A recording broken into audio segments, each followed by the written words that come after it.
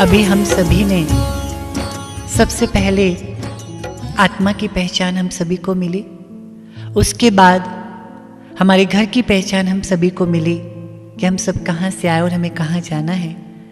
और आज का तो बहुत सुंदर चैप्टर है जिसमें हमें अपने उस पिता की पहचान मिलेगी कि हम सभी आत्माओं का पिता कौन है।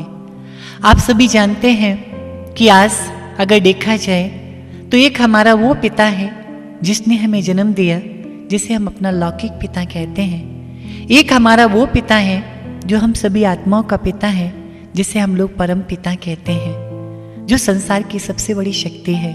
तो एक शरीर का पिता है और एक आत्मा का पिता परमात्मा। तो जिस प्रकार से अगर देखा जाए, एक हाथी का बच्चा है, हाथी की तरह होगा।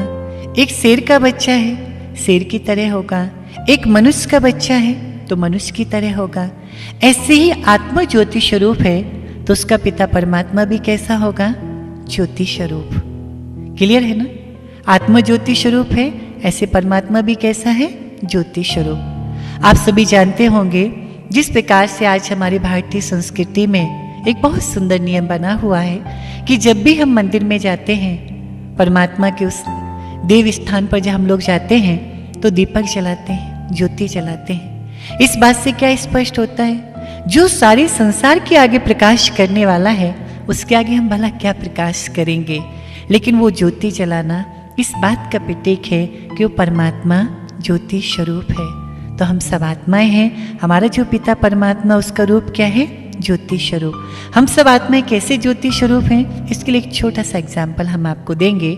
आज हमारी भारतीय संस्कृति में अगर देखें, जिसके लिए कहते हैं ना कि गर्भ से निकले बाहर आयो दर्शन पायो ज्योति का, गर्भ से निकले बाहर आयो दर्शन पायो ज्योति का, बड़े हुए स्कूल गए तो ज्ञान करायो ज्योति का, बड़े हुए स्कूल गए तो ज्ञान करायो ज्योति का, पंडित आए कथा सुनाए तो दीपक जलायो ज्योति का, शरीर छोटा शमशान गए तो दिया जलायो ज्योति का, जीते ज्योति मरते ज्योति, खेल है सारा ज्योति का।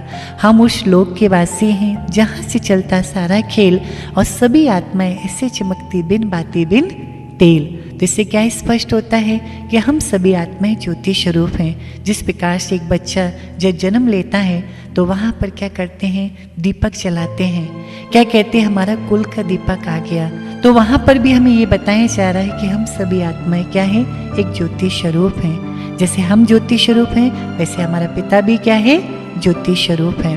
लेकिन होता क्या है, आप सभी जानते होंगे कि जब हम स्कूल में जाते वहां पे भी क्या कहा जाता है? हे प्रभु आनंद दाता ज्ञान हमको दीजिए, अंधकार हमारा दूर करके प्रकाश से भर दीजिए। इससे क्या स्पष्ट है कि परमात्मा भी ज्योति स्वरूप है और हम आत्माएं भी ज्योति स्वरूप हैं। उसके साथ साथ अगर देखें कि हमारे घर में कोई भी ब्राह्मण आता है और कोई भी सत्यनारायण की कथा या कोई भी कथा जो हमारे यहाँ सुनाने के लिए आते हैं, तो हम लोग क्या करते हैं? कलश के ऊपर एक दीपक जलाते हैं ना। जब दिन का इतना उजाला है तो दीपक जलाने की क्या जरूरत है? लेकिन इससे क्या स्पष्ट होता है कि उस आध्यात्मिक ज्ञान को भी अगर हम प्राप्त कर रहे हैं तो आत्मिक स्थिति में स्थित होकर उस परमात्मा के ज्योति स्वरूप को बुद्धि में रखते उस चीज को हम सुने। और लास्ट में जब आत्मा शरीर से निकल जाती है तो क्या जलाते हैं? दीपक जलाते हैं ना। इससे क्या स्पष्ट है कि आत्मा क्या है? ज्योति स्वरूप है।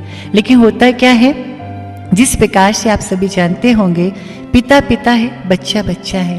कोई भी बच्चा पढ़ लिख कर इंजीनियर, डॉक्टर, बैरिस्टर, कलेक्टर तो बन सकता है, लेकिन वो स्वयं पिता तो बन सकता है किसी बच्चे का, लेकिन अपने पिता का पिता नहीं बन सकता है। वो स्वयं के बाप का बाप नहीं बन सकता है। तो उसी प्रकार से हम सभी आत्माएं महान कर्म करने से महान आत्मा, देव कर्म करने से देव आत्मा, धर्म कर्म करने से धर्म आत्मा, पुण्य कर्म करने से पुण्य आत्मा। तो हम महान आत्मा, देव आत्मा, धर्म आत्मा और पुण्य आत्मा तो बन सकते हैं, लेकिन हम कभी परमात्मा नहीं बन सकते। क्यों? क्योंकि आत्माएं अनेक हैं और परमात्मा एक है। इसलिए आत्माओं के साथ क्या कहते हैं? महान आत्माएं, देव आत्माएं, धर्म आत्माएं, माना बहुत सारे। लेकिन परमात्मा के लिए क्या कहा जाता है? परमात्मा। परमात्मा अर्थात वो एक है। बाकी तो आत्माएं संसार में क्या है? अनेक है, जिसमें परिवर्तन होता रहता है। तो इस चित्र में जो आप देख रहे हैं वो परम पिता परमात्मा, जिस प्रकार से वो हमारा पिता है और हम उसके बच्चे हैं, तो उसकी जो प्रॉपर्टी है उस पर तो हमारा अधिकार है ना। आप देखिए, एक राजा का बेटा हो, एक राष्ट्रपति का बच्चा हो, प्रधानमंत्री का बच्चा हो, अगर वो कहीं पर भीख मांगता है, एक भिखारियों की तरह घूमता है, तो क्या अच्छा लगेगा? नहीं लगेगा ना। पिता के पास इतनी अथाई संपत्ति और बच्चा बेचारा रोड पर घूम रहा है, इससे क्या स्पष्ट होता है? कोई तो कारण होगा ना। या तो पिता ने बच्चे को छोड़ दिया या बच्चे ने पिता को छोड़ दिया, राइट? इसमें से ही कुछ हो सकता है ना। या बच्चा गलत संग में आके माँ बाप को छोड़ के चला गया। तो उसी प्रकार से हम सभी आत्मा उस परमात्मा के बच्चे हैं। परमात्मा ज्ञान का सागर है, शांति का सागर है, प्रेम का सागर है, सुख का सागर है। पिता के पास अथाई संपत्ति सागर है वो। लेकिन हम लोग अगर देखें अपने जीवन में, सुख शांति के प्रेम के भिखारी हैं। आज वर्तमान समय अगर संसार में देखो, लोग क्या कहते हैं? भले ही 56 भोजन ना हो, सूखी रोटी हो लेकिन शांति हो। भले ही 56 भोजन ना हो, सूखी रोटी हो लेकिन शांति हो। भले ही महल ना हो, झोपड़ी हो लेकिन सुख हो।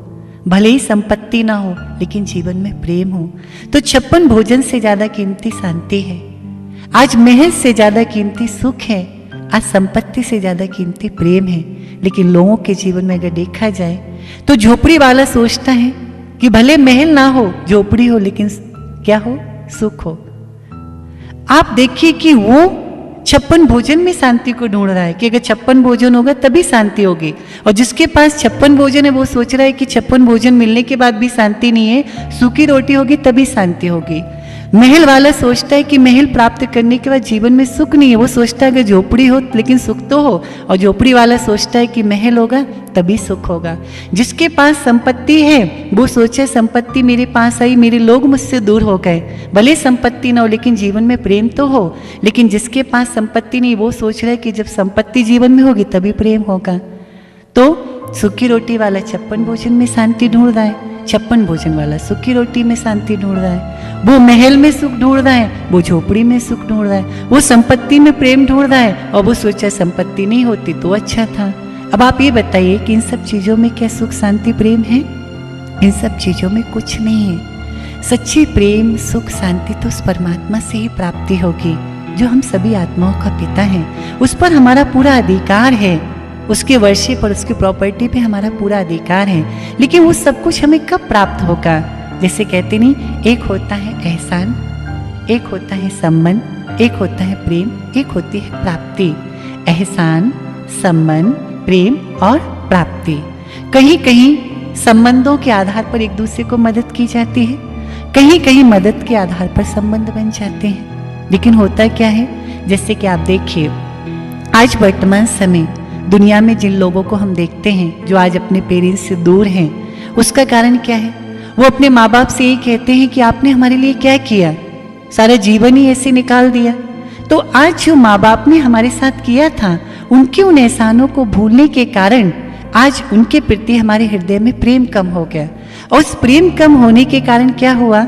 संबंध दूर हो गया। टूटा नहीं, संबंध दूर हो गया। और संबंध दूर होने के कारण क्या हो रहा है? आज जो प्राप्ति हमें होनी चाहिए, जो माँ बाप की प्रॉपर्टी के हम वारिस थे, आज वो प्राप्ति हमको नहीं हो रही है। तो प्राप्ति कम होने का कारण क्या है? संबंध दूर। संबंध दूर होने का कारण क्या है? प्रेम की कमी। और प्रेम कम होने का कारण क्या है? उनके उपकारों को, उनकी मदद को, उनकी उस पालना को हम सभी भूल गए। तो उसी प्रकार से परमात्मा हमारा पिता है और हम उसके बच्चे हैं। तो जब वो हमारा पिता है और हम उसके बच्चे हैं, उसने हमारे ऊपर कितने उपकार, कितने एहसान और कितनी हमारी मदद की, आज इन सब चीज़ों को संसार के मनुष्य भूल चुके हैं। और इन सब चीज़ों को भूलने के कारण ईश्वर के प्रति जो हमारे हृदय में प्रेम होना चाहिए था, वो प्रेम कम हो गया। और वो प्रेम कम होने से आत्मा और परमात्मा का संबंध स्थूल रूप में तो अगर देखा जाए, हम तीर्थ स्थानों से, मूर्तियों से, इन सब चीज़ों से जुड़े हैं, लेकिन स्थूल रूप में तो नजदीकियां हैं, लेकिन अगर आंतरिक रूप से देखा जाए तो बहुत दूरियां हैं। तो आत्मा और परमात्मा का संबंध कितना दूर हो गया। और वो संबंध दूर होने के कारण जो प्राप्ति हमको होना चाहिए थी, वो प्राप्ति नहीं हो रही है। तो अगर हम चाहते कि हमें प्राप्ति हो तो प्राप्ति करने के लिए हमें क्या करना होगा, संबंध को नज़दीक लाना होगा। और संबंध को अगर नज़दीक लाना है तो अपने हृदय में प्रेम बढ़ाना होगा। और प्रेम को अगर बढ़ाना है तो ईश्वर के उस उपकारों को, उसके उस एहसानों को हमें अपनी बुद्धि में रखना होगा। जिस प्रकार से एक शेर का बच्चा कैसा होगा, शेर की तरह होगा ना, उसी प्रकार जब हम उस परमात्मा के बच्चे हैं, वो हमारा पिता है, तो हम भी कितनी शक्तिशाली होना चाहिए ना। तो परमात्मा हम बच्चे को यही कहते हैं कि बच्चे जैसे मैं गुणों का सागर हूँ, वैसे तुम मेरे बच्चे मास्टर गुणों के सागर हो। हम सभी जानते हैं ना, मंदिर बहुत सुंदर हो, लेकिन अगर मंदिर में मूर्ति नहीं तो उस मंदिर की वैल्यू नहीं होती है ना।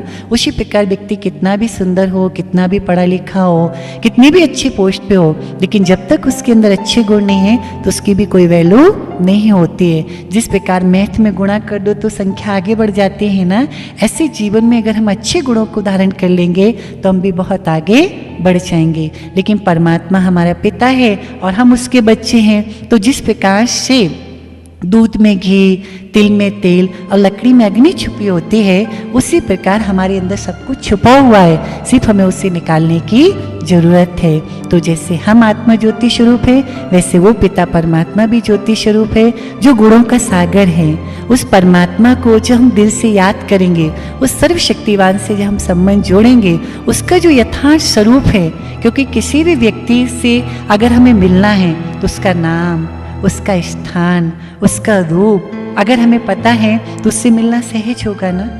अगर हमें क्लियर नहीं पता है तो मिलना मुश्किल होगा ना। तो उसी प्रकार से परमात्मा का नाम क्या है, उसका रूप क्या है, उसका स्थान क्या है, जब तक ये चीज़ हमारी बुद्धि में क्लियर नहीं होती है तब तक मन उसमें नहीं लगता है। तो नाम उनका शिव है, रूप में वो ज्योति बिंदु स्वरूप हैं, गुणों में वो सागर हैं, रहने वाले वो परम धाम के हैं। इस बात को जब हम बुद्धि में रखेंगे तो सहज रूप से हमारा मन उस ईश्वर में लग जाएगा। इसलिए परमात्मा का जो वास्तविक स्वरूप है वो ज्योति स्वरूप है। आप देखो, जब महाभारत में दिखाते हैं, गीता में, अर्जुन को जब परमात्मा का साक्षात्कार हुआ तो सबसे पहले क्या दिखाई दी, ज्योति स्वरूप दिखाया। हजरत मूसा ने भी क्या देखा, ज्योति का साक्षात्कार किया ना। तो वास्तव में परमात्मा का जो वास्तविक स्वरूप है वो एक प्रकाश स्वरूप है, एक ज्योति स्वरूप। हे प्रभु प्रिय संतानों, यदि वास्तव में आपने इस वीडियो को शुरू से अंत तक देखा होगा तो आप समझ गए होंगे कि हम सबके परम पिता निराकार ज्योति बिंदु परमात्मा शिव हैं, वही हम सभी के मुक्ति जीवन मुक्ति दाता हैं। अतः अब यह सच्चा शिव संदेश इस वीडियो के माध्यम से संसार की सभी प्रभु प्यासी आत्माओं को जरूर सुनाना। इस ईश्वरीय कार्य में हमारे मददगार जरूर बनना। हे प्यारे भाइयों, आपकी 1 मिनट की सेवा सैकड़ों आत्माओं के लिए वरदान साबित हो सकती है। अच्छा।